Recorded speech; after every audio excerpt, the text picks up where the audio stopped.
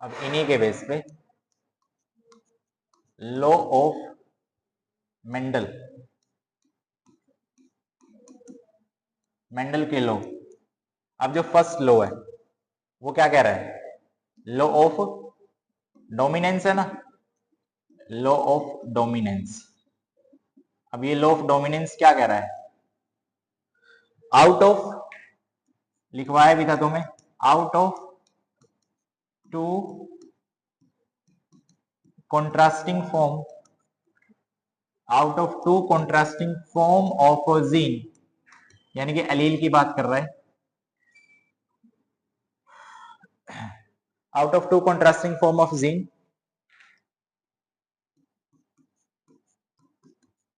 that will express in F1 generation called dominant, that will not, if that wouldn't, बोलो, that wouldn't express itself in F1 generation. सीधा सीधा मतलब ये है, दो कॉन्ट्रास्टिंग फॉर्म थी जीन की, जो अपने आप को F1 जनरेशन में शो कर पाया वो क्या बना? डोमिनेंट। जो नहीं कर पाया वो क्या बना? रिसेसिव। ठीक है, इसको समझते हैं हम। अभी हमने पढ़ा था कैपिटल टी स्मॉल टी, ठीक है, ये दोनों हमने लिए थे parent.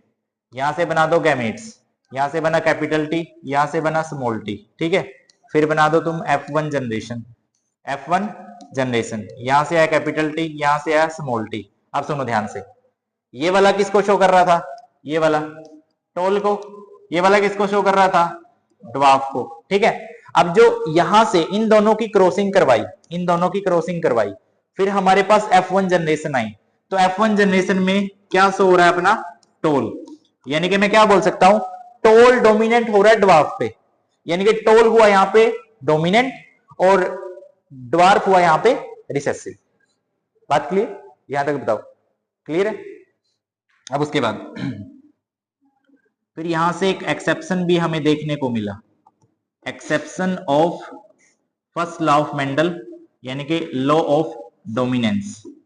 First law of Mendel है जो लॉ ऑफ डोमिनेंस है, उसका हमें एक एक्सेप्शन भी देखने को मिला। ठीक है, वो एक्सेप्शन मिला हमें कौन सी स्पीसीज में?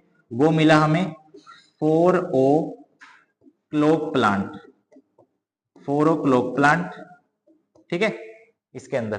ठीक है, इसको हम बोलते हैं मिराबिलिस जलप्पा, मिराबिलिस जलप्पा। ठीक है, इसमें क्या था? मान लिया इसमें अपने पास एक तो रेड फ्लावर था और एक अपने पास व्हाइट फ्लावर था, दोनों की करवा दी क्रॉसिंग। ठीक है, अब ये हमारे बन गए पेरेंट्स, यहां से निकाल दो गैमेट्स, गैमेट्स में है कैपिटल आर और यहां से है स्मॉल आर।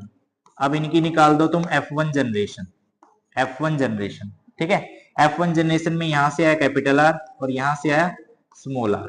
ठीक है, अब देखो ये हमने कैसा लिया था? ये हमने रेड लिया था, ये हमने कैसा लिया था? व्हाइट लिया था। अगर अगर ये लॉ ऑफ डोमिनेंस को फॉलो करता तो ये आना चाहिए था रेड, लेकिन इस फ्लावर का कलर अपने पास कैसा आया? पिंक, जिसकी वजह से लॉ ऑफ डोमिनेंस वहां पे फेल हो गया और ये एक्सेप्शन बना लॉ ऑफ डोमिनेंस का। उस एक्सेप्शन को हम नाम देते हैं law of incomplete dominance, law of incomplete dominance, यानी कि जो अपने आप को कंप्लीटली शो नहीं कर पा रहा किसके अंदर? F1 जनरेशन के अंदर, तो वो बना law of incomplete dominance. Clear? Clear है? अब इसके अंदर मैं PR और GR बना रहा हूं, फिनोटाइप रेशो और जीनोटाइप रेशो। PR GR इसके अंदर दोनों सेम आएंगी, ठीक है, निकाल के भी देख लेना। 1:2:1, 1:2:1 आएगी इसके अंदर अगर मैं बात करूं तो, तुम्हारी फिनोटाइप रेशो भी और जीनोटाइप रेशो भी। ठीक है, हो जाएगा। अब हम चल रहे हैं नेक्स्ट पे, next law, second law of Mendel, that is law of segregation. ये तुम्हारा बन रहा है लॉ ऑफ सेग्रीगेशन। और लॉ ऑफ सेग्रीगेशन को तुम क्या बोल रहे हो? लॉ ऑफ सेपरेशन भी बोलते हो। सेग्रीगेट होना मतलब अलग अलग होना। ठीक है, ये क्या कह रहा है? इसने क्या बोला? During gamete formation, during gamete formation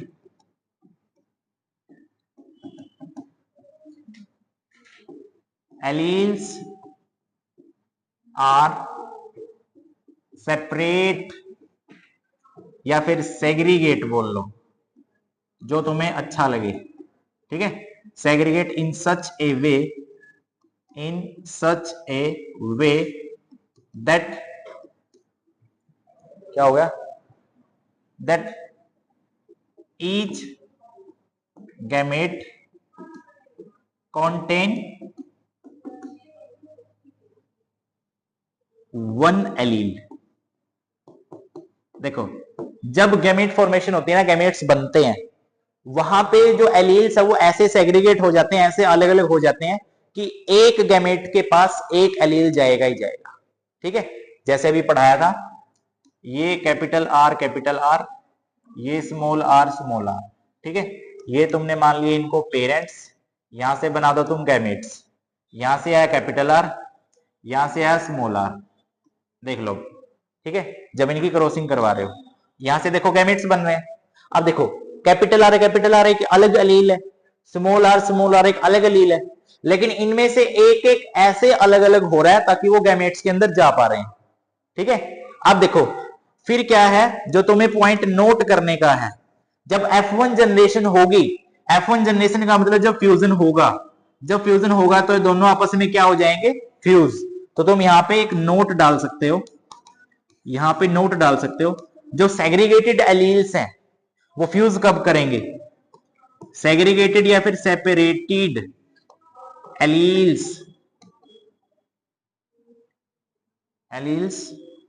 fused या फिर कब मिलेंगे? During fertilisation. जब फर्टिलाइजेशन होगी, जाइगोट बनेगा, तब वो क्या हो जाएंगे? इकट्ठे हो जाएंगे। ये पॉइंट नोट करने का, लिख लिया होगा आई थिंक। जो जो तुम्हें करवाया जा रहा है समझ में आ रहा है? ठीक है, ये रिवीजन करवा रहा हूं क्योंकि चैप्टर में करवा चुका हूं। सेकंड लॉ खत्म, अब हम चल रहे हैं लॉ, थर्ड लॉ करवाऊंगा, law of independent assortment, dihybrid cross करवाने के बाद। ठीक है, तो नेक्स्ट अपना टॉपिक रहेगा dihybrid cross, dihybrid cross. अब जो डाई हाइब्रिड क्रॉस है वो क्या होगा? डाई हाइब्रिड क्रॉस किसको बोला था हमने? Inheritance of, it is the inheritance of कितने? Two traits of a gene, उसको क्या बोला? Dihybrid cross. अब क्या क्या लिया हमने? हमने ले लिया, देखो, सीड का हमने कलर ले लिया, और सीड का हमने क्या ले ली? शेप ले ली। कोई दिक्कत वाली बात यहां तक बता दो। कलर में कौन सा है? कलर में भी पॉसिबिलिटीज आ गई, कलर और शेप में भी दो पॉसिबिलिटीज आ गई। कलर में पॉसिबिलिटी आई है, कलर कैसा कैसा हो सकता है? या तो हो सकता है येलो, या फिर हो सकता है ग्रीन, है ना, ग्रीन। अब शेप या तो हो सकती है राउंड, या फिर वो हो सकती है रिंकल। कोई दिक्कत वाली बात बता दो यहां तक? नहीं। इसके लिए मैं जीनोटाइप लिखूंगा कैपिटल वाई, इसके लिए मैं लिखूंगा स्मॉल वाई, इसके लिए मैं जीनोटाइप लिखूंगा कैपिटल आर, इसके लिए मैं लिखूंगा स्मॉल आर। कोई दिक्कत हो यहां तक बता दो। ठीक है, तो मेरे को अब यही ट्रेट्स लेने हैं, और इसी से मेरे को क्या समझनी है? Dihybrid cross. ठीक है, ये लेने हैं चारों। अब तुम क्या करोगे? डोमिनेंट ले लो। अब इनमें से डोमिनेंट कौन सा है? ये वाला और ये वाला। तो तुम बना दो कैपिटल आर, कैपिटल वाई। ठीक है, इसकी क्रॉसिंग करवाएंगे किससे? रिसेसिव और recessive, small Y, small R, इससे। ठीक है, पक्का? चलो फिर करते हैं। Capital R capital R capital Y इसकी क्रॉसिंग करवानी है small R small R small Y से। ठीक है, पक्का सही है ना? ये किसको शो कर रहा है? ये वाला। एक बार मैं ऊपर वाले को साफ कर दूं, इसको साफ कर दिया मैंने। हाँ, ये वाला किसको शो कर रहा है? राउंड येलो को। ये किसको शो कर रहा है? राउंड येलो को। ये वाला किसको शो कर रहा है? रिंकल्ड ग्रीन को। ये वाला किसको शो कर रहा है? रिंकल्ड ग्रीन को। ठीक है, यानी कि ये हमने ले लिए पेरेंट्स। अब हमें बनाने हैं गैमेट्स। गैमेट्स यहां से कौन आया? Capital R. और कौन आया? Capital Y. यहां से कौन आया? Small R. और कौन आया? Small Y. तो ये बन गए तुम्हारे गैमेट्स। ठीक है, अब क्या निकाल लिया यहां पे निकालोगे तुम F1 जनरेशन, यहां से और यहां से। अब सुनना, यहां से आया कैपिटल आर, यहां से आया स्मॉल आर, यहां से आया कैपिटल वाई और वहां से आया स्मॉल वाई। क्या बन गई तुम्हारी? F1 generation. अगर मेरे को F1 जनरेशन से F2 जनरेशन पे जाना है तो मेरे को क्या करना पड़ेगा? मेरे को करनी पड़ेगी सेल्फिंग। मेरे को करनी पड़ेगी सेल्फिंग, यानी कि capital R small R capital Y small Y. ये देखो, ये भी सेम ये भी सेम, इन दोनों की क्रॉसिंग करवा दो। इसको बोलते हैं हम सेल्फिंग या फिर सेल्फ फर्टिलाइजेशन। ठीक है, समझ में आया? अब इन दोनों की क्रॉसिंग करवाएंगे। नेक्स्ट वाले पेज पे चल रहे हैं। Capital R small R capital Y small Y, इसकी क्रॉसिंग करवा दो capital R small R capital Y small Y से। ठीक है, अब देखो पॉसिबिलिटी क्या क्या होगी। कैपिटल आर स्मॉल आर, ये कैपिटल वाई के साथ भी जाएगा, स्मॉल वाई के साथ भी, ये कैपिटल वाई के साथ भी, स्मॉल वाई के साथ भी, इसका ऐसे इसका ऐसे। ठीक है, क्या बना? कैपिटल आर कैपिटल वाई, ये बन गया। ये क्या बना? Capital R small Y. ये क्या बना? Small R capital Y. ये क्या बना? Small R small Y. बात क्लियर? पक्का? अब यहां से तुम्हें बनाना है वही सेम पुनीत स्क्वायर, तुम इसको बोल सकते हो।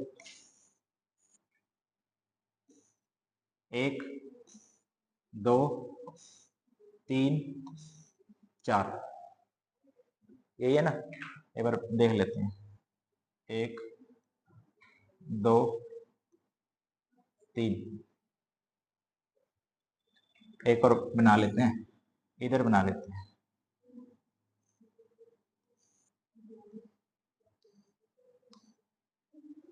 ठीक है, पूरे।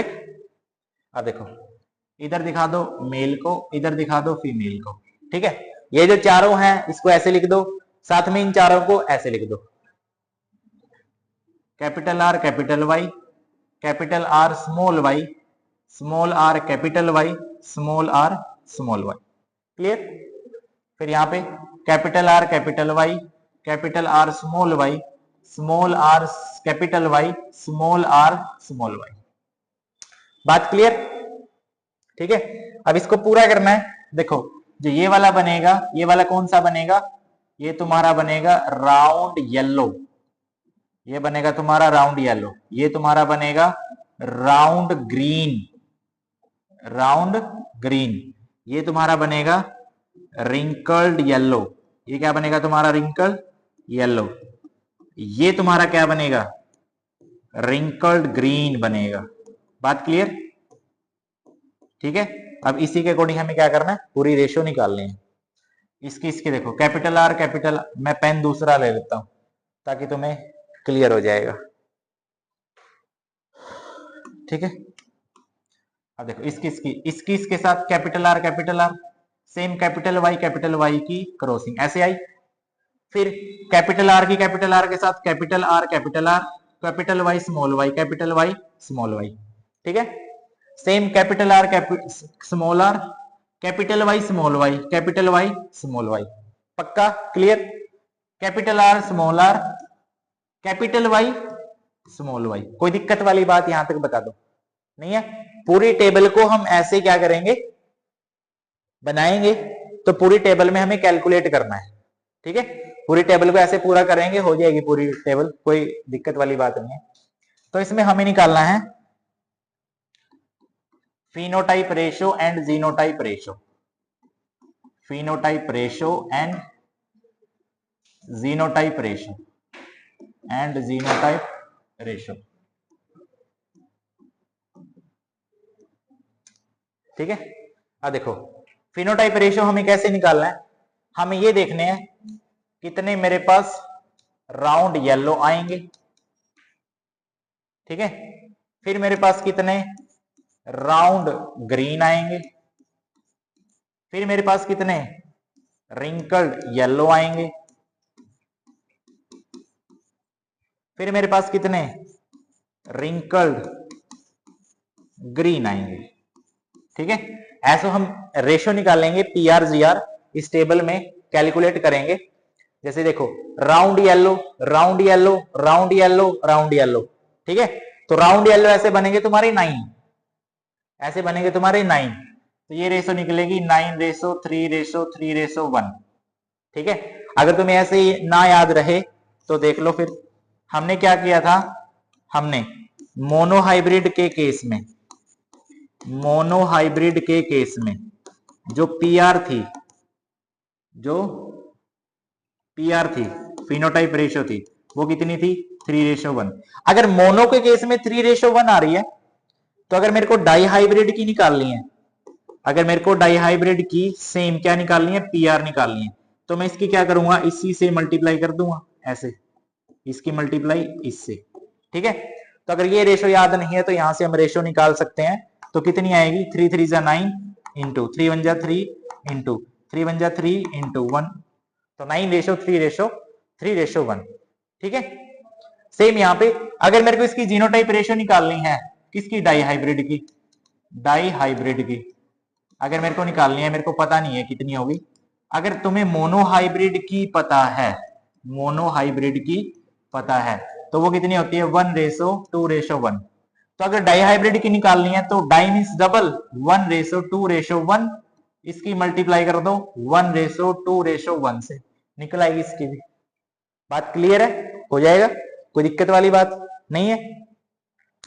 यहीं से फिर एक रिवील हो रहा है किसका, law of independent assortment, law of independent assortment का, असोर्टमेंट का। ठीक है, लॉ ऑफ इंडिपेंडेंट असोर्टमेंट क्या होगा, लॉ ऑफ इंडिपेंडेंट असोर्टमेंट भी क्या कह रहा है कि जब गैमेट फॉर्मेशन होती है, during gamete formation, during gamete formation, ठीक है, यहां पे वर्ड लगा लो ड्यूरिंग गैमेट फॉर्मेशन,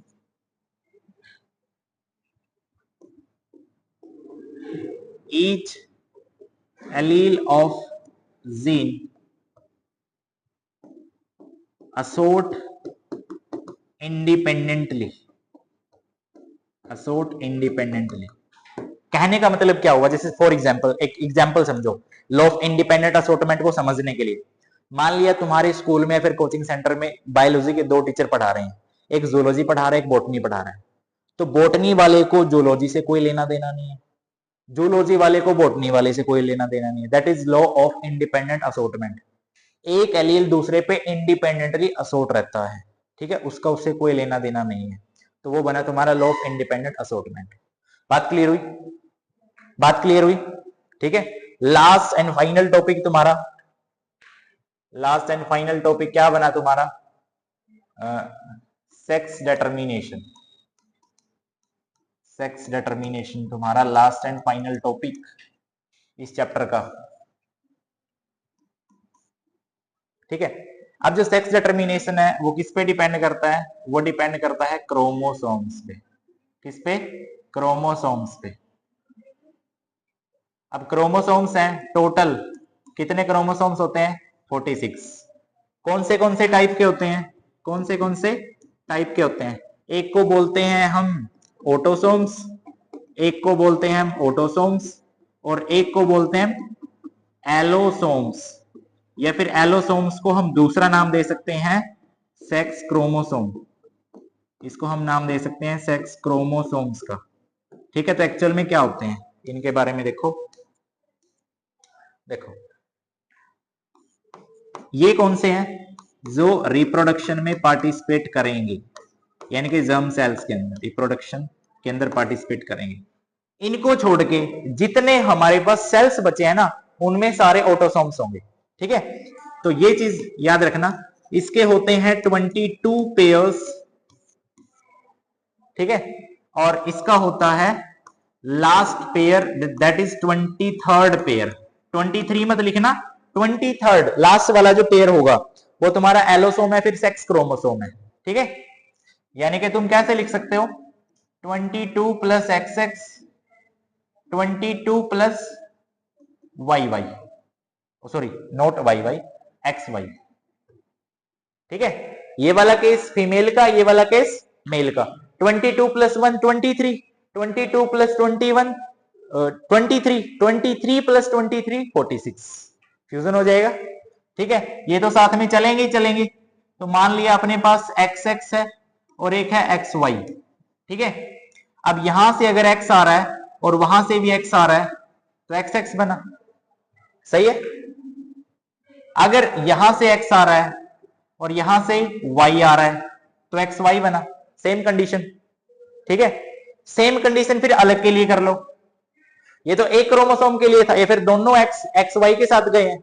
अब एक X है दूसरे X के साथ जाएगा तो ये वाला, तो यही XY के साथ जाएगा तो XY सेम। अब ये वाला, अब देखो मैं एक बार देखो इसको रिपीट कर रहा हूं, थोड़ा समझ में आ जाएगा तुम्हें अच्छे से।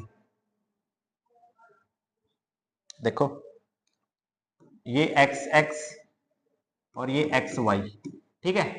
पहले ये वाला जो X होगा, ये वाला, ये इसके साथ जा रहा है तो क्या बना रहा है XX बना रहा है। ठीक है, फिर यही वाला X या फिर ये वाला X इसके साथ जा रहा है तो क्या बना रहा है XX बना रहा है। फिर ये वाला X Y के साथ जाएगा तो क्या बनाएगा XY बनाएगा, और फिर ये वाला X Y के साथ जाएगा तो ये क्या बनाएगा XY बनाएगा। ठीक है, XX XX XY XY। ठीक है, पॉसिबिलिटी कितनी बनी 50% बनी। कितनी बनी 50-50 बनी, यानी कि मैं लिख सकता हूं 2:2 तो क्या बनी 1:1, यानी कि 50-50 चांसेस हैं कि जो पेरेंट से ऑफस्प्रिंग बनेगा, पेरेंट से जो प्रोजेनी बनेगी वो लड़का होगा लड़की होगी, उसके 50-50% चांसेस हैं। ठीक है, अगर तुमसे पूछा जाए कि वो डिपेंड किस पे कर रहा है कि जो ऑफस्प्रिंग होगा वो लड़का होगा या लड़की होगी, तो वो डिपेंड करता है मेल पे। वो डिपेंड करता है मेल पे। क्यों? क्योंकि फीमेल के पास दोनों XX क्रोमोसोम है, सॉरी XX क्रोमोसोम है, नोट दोनों, और इसके पास XY क्रोमोसोम है। क्लियर? तो अगर X और इसका X मिल रहा है तो डेफिनेटली क्या होगी लड़की। अगर इसका X मेल का Y मिल रहा है तो क्या होगा लड़का। यानी कि 50-50 चांसेस होते हैं कि जो ऑफस्प्रिंग है, जो बच्चा बनेगा, वो लड़का होगा कि लड़की होगी। वो डिपेंड किस पे करता है मेल पे डिपेंड करता है। ठीक है, तो ये था तुम्हारा हेरिडिटी चैप्टर।